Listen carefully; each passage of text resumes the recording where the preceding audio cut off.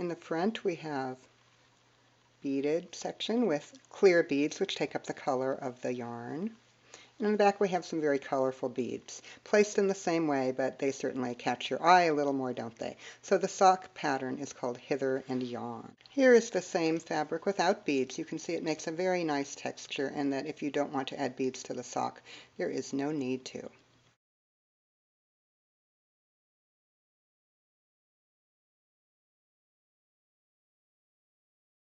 I've knit up to the stitch that gets the bead right here.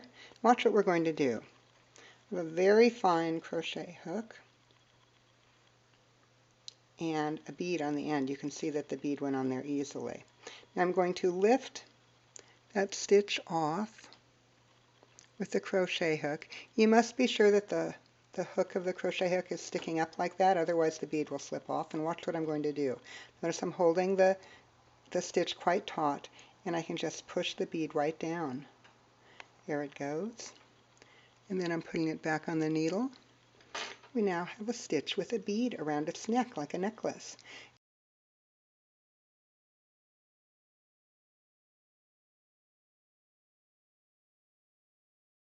Package of floss threaders. I've taken one out.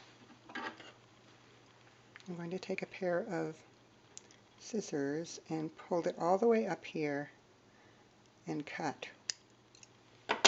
That leaves a nice needle-like end, and then that. I've knit up to the stitch that needs a bead, and I'm going to put the needle end of my floss threader through there and lift it off. I'm going to take both ends like this. I can just let everything dangle. I'm holding the ends together. I'm going to take a bead, put the threader through the bead, and you can guess what comes next. I'm just going to push it right down. And look what we have. We have a bead seated on that. And look, the floss threader took itself right out. You don't even need to take it out if that happens. Otherwise, you can use the floss threader to lift it back onto the needle. So I've now put it back on the needle, and we're going to purl it because that is what the pattern calls for. And I'll show you what we've got. Two methods. Both end up the same result, and one will be easier for you, probably.